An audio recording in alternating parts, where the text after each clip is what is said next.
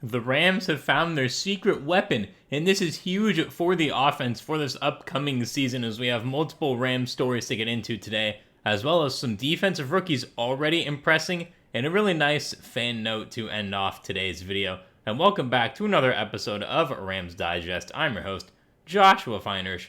And before we get into today's video, make sure to hit that subscribe button so you do not miss any daily new Rams Digest content coming at you, covering all things Rams. We apologize for the miss of yesterday's video. We're going to be back on the daily grind starting today. Josh and I's schedules have been a little bit hectic lately, so we're still trying our best to get out good quality videos to you all covering the Rams. And make sure to turn that notification bell to all so you do not miss any daily new Rams Digest videos. And for today's main story, we have the Rams finding their offensive secret weapon. And this story, brought to us by Ramblin' Fan, is going to be covering second-year wide receiver Jordan Whittington and the role he could have on this Rams offense, as we're going to get that for you right now. The Los Angeles Rams surrounded veteran quarterback Matthew Stafford with a new wave of offensive skill players, as well as reuniting him with starting center from the Super Bowl run in Coleman Shelton. The team even added veteran wide receiver Davante Adams to the mix, giving Stafford a reason to come to practice with a bit of skip in his step.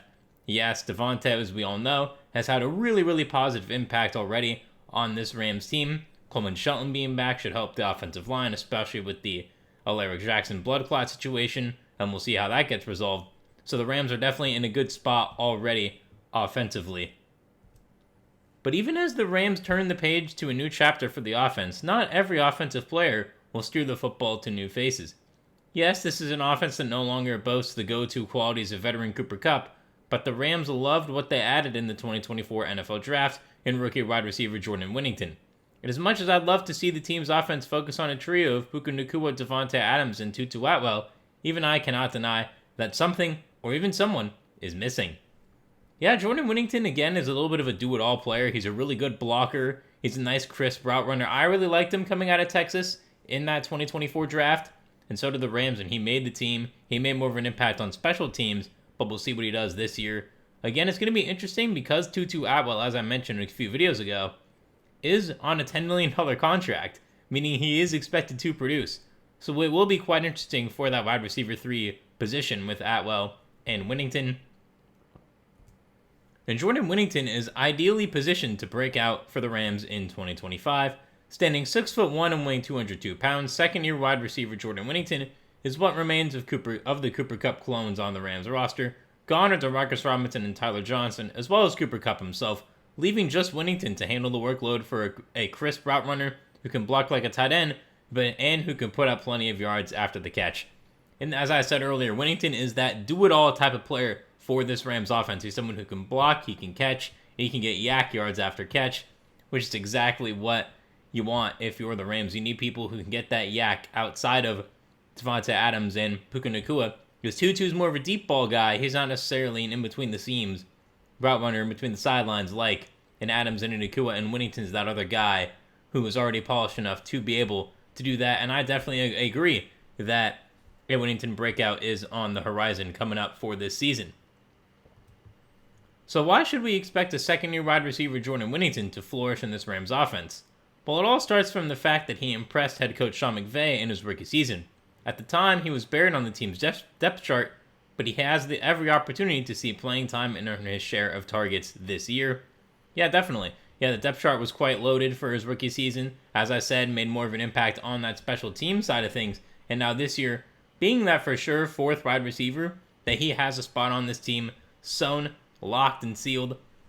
And for Whittington, that really boosts his confidence. That should boost anyone's confidence already having a spot locked up on the roster, the 6th round pick from 2024, pick number 213. And the Rams have done such a good job drafting these receivers late. You got guys like Puka Nacua in that mold as well, going in the 5th round. Cooper Kupp is a 3rd round pick as well. So the Rams are very good at identifying these wide receiver talents and making them useful.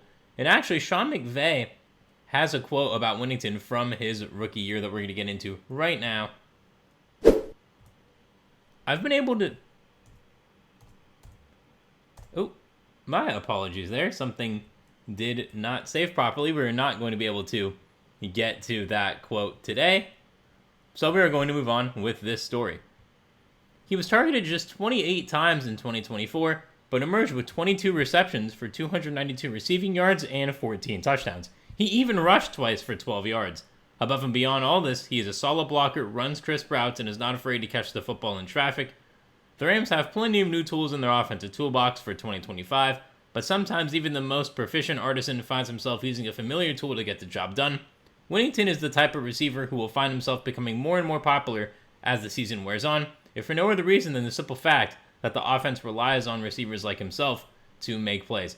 Yes, again, this really sums it up. As I've said this entire story, Whittington is that do-it-all player for the Rams. And he is someone who I can see them leaning on later and later in the season because he has those Cooper Kupp-like tendencies. He's able to run in the slot. He only had 22 catches last year, as this says, so he wasn't really trusted as much as a rookie. But again, that depth chart was fully loaded. And now heading into year 2, I fully believe he has the potential to have a mini... I'm not going to say he's breaking out for 1,000 yards. No, that's not what I'm saying.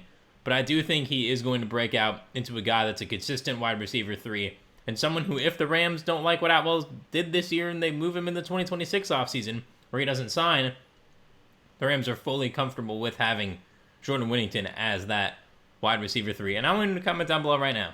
What do you think about this story with Whittington and how he's going to be able to create routes and catch the ball in traffic? Because he is such a good contested catch player, not necessarily up in the air, but more so in tight window throws that are, towards the chest and towards the waist height. That he's really good at those. He has good size, good weight, 6'1", 202 as well. So he has that build, a very similar build even to Cooper Kupp height and weight wise. So definitely out there. Comment down below what your stat prediction for him is. I believe he will have 38 catches for 450 yards, and I do believe he gets 4 touchdowns on this year. Has a nice little red zone impact, and I think is going to be heavily used in the blocking game as well, because the Rams are going to look to run the ball, have a nice balanced offense with Kyren, Blake Corum, and Jarquez Hunter. So the Rams will definitely look to have that going here. And not much is being said about Jordan Whittington right now, but do not allow the lack of accolades and trail markers to throw you off the trail. Whittington is the variable, the wild card. At the first sign of injury or struggle, he is the first receiver whose number will be called, and once he proves his ability to step up, this team will not ask him to sit back down. That's a great line, by the way, to end this article. Once he steps up, the team won't ask him to sit back down. Good writing there, but I do agree that if he gets that opportunity, when he gets that opportunity, he is going to run with it. He is going to be such a good fit for this offense. Familiarity, second year under Sean McVay. He doesn't have to relearn the playbook. Some new players are going to be implemented because Sean McVay is one of the best offensive minds in football. He knows how to adjust very, very well. So we will see what those plays are. But as for the existing plays, he'll have those down pat, ready to run. He'll be ready to rumble like he's going into a boxing or UFC fight. So he's definitely got that experience on him now. That confidence is going to allow him to break out. And as for Jordan Whittington, he is a breakout star on the offensive end. But according to a Rams defender, Kobe Turner, there might be a new breakout star on the defensive end that fans and the coaches need to look out for as well, as we have that story from Rams Wire coming up for you right now. And the Rams offense is thick at tight end and running back, but the runaway for Whittington to take off is clear in 2025. Place your trays in the locked position and buckle your seatbelts, Rams fans. Air Jordan is taxiing on the runway, is about to take off this year. Yes, he is. Fully agree with that one there. As now we got to our Rams Wire story about a new defensive rookie. By the end of last NFL season, the Los Angeles Rams pass rush was arguably the best in the NFL. Jared Verse, Byron Young, Kobe Turner, and Braden Fisk were all dominant in the playoffs, helping the Rams record 16 sacks in 2 playoff games alone. Like this video for all those sacks. That is really impressive. They reloaded this offseason by selecting edge rusher Josiah Stewart and defensive lineman Ty Hamilton in the draft, bolstering an already impressive defensive front. Yes, totally agree. They didn't even need to take these players, but these players do look to be impacting this team already. The Rams have only been on the field for OTAs and minicamp this offseason, but Turner has already been impressed by both rookies. During an interview with J.B. Long, Turner talked about how Stewart and Hamilton, highlighting what stood out from them thus far, as we do have the quote from Kobe Turner coming up for you right now. I've just been able to see Josiah a little bit from afar, just watching that he's going to work off the edges and he's winning consistently. So I'm excited to see that come to life once we put on pads and once we get into our packages, he said. I mean, we have multiple packages to put people into positions to win, and last year we had a package where we had Michael Hoyt as the third guy. It'll be interesting to just kind of see what other situations will come up, and that will be able to use Josiah and use his strengths. Again, this is really important to see already Josiah Stewart gaining respect from a guy like Kobe Turner, who's just been able to be consistent in his first couple NFL seasons, and now him already praising Josiah Stewart like this. The Rams have another defensive star on their hands. Again, I go back to the drafting. They've done such a good job drafting on the defensive side of the ball that they just keep on winning at that side, Again, Jerry Verse in the first round, Braden Fisk in the second round, Cam Kitchens was a mid-round pick, Jalen McCullough was a late-round pick, Derion Kendrick, who we'll see if he makes the team, but Kobe Durant, another late-round pick. Just all these guys who've been able to come in, contribute. Omar Spates, undrafted, just another example of this scouting team being so great. And for them, this allows the Rams to draft these players and them come in and be impactful right away. And I want you to comment down below right now your thoughts on Josiah Stewart, as well as Ty Hamilton being impressive as well. What do you think their stat predictions are going to be? I got for Josiah Stewart, I have him getting 17 tackles. I do think he's not going to necessarily be a starter every single week, but I do think as the season goes on, he'll play more. 17 tackles, I think he'll get 2.5 sacks and 6 tackles for losses. For Ty Hamilton, I think it's going to be a bit tougher for him to play, so I'm going to go 11 tackles, 1.5 sacks, and 3 tackles for loss. But I do believe both of these guys, as the season goes on, are going to have really, really positive impacts for this Rams defense. And we have a nice little fun fan story to end off today's video with, and it goes with the training camp dates that have been released, and now tickets were released yesterday, and this story is brought to us by Rams Wire. Once again, it didn't take long for fans to snatch up their free tickets to Los Angeles Rams training camp this year. The team released tickets at 3:15 p.m. Pacific time today actually, when a message was sent out on social media, and less than 2 hours later, tickets to all 8 open practices were sold out. Clap it up for Rams fans. Clap it up. We love to see that. Like this video for passionate fandom. As the Rams going up this year, Rams fans, the fan base is growing, this channel is growing. If you want to help grow the Rams fan base, subscribe to this channel and like this video. Fans on Reddit were disappointed by how quickly the tickets were gone, with one post showing a screenshot of them being sold out at 4:57 p.m. Pacific time, an hour and 42 minutes, and I'm not surprised disappointed fans went to Reddit first for that.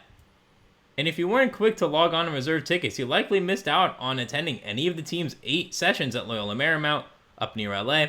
This will be the Rams' second year at Loyola Marymount University, and fans are disappointed by the smaller setup compared to UC Irvine, which is in Orange County, which is likely why tickets sold out so quickly this year. Yes, I have been to the UC Irvine facility. It is a very nice facility. I've not yet been to Loyola Marymount, so we'll see how that goes, and we'll see if Josh and I are going to be there. We're trying for that. We'll let you know once that gets closer. Nothing has been confirmed just yet. There is a waitlist to join in case more openings become available, but that could be hit or miss for those trying to see the team at LMU this summer. The good news is there seems to be plenty of excitement about the team this year, and for good reason. Fans are itching to see Devontae Adams, Terrence Ferguson, and some of the other newcomers in action, alongside Matthew Stafford, Puka Nacua, and Jared Verse. And that is all for this episode of Rams Digest. Make sure to hit that like button for the passionate Rams fan base and all those sacks, and comment down below right now. What do you think the stat predictions are going to be for Jordan Whittington, Josiah Stewart, and Ty Hamilton? A quick note on Stewart, 6'1", 249, third rounder, second team all Big Ten. Started at Coastal Carolina, actually. Fun fact, 8.5 sacks and 13 tackles for loss with 2 forced fumbles. Looks to be a star in the making. Comment down below whether you agree that these are going to be 2 breakout stars in Whittington and Stewart as well. I've been your host, Joshua Finehirsh. Thank you very much for watching this episode of Rams Digest. I hope you enjoyed it. I'll see you soon for another one, and have a great rest of your day.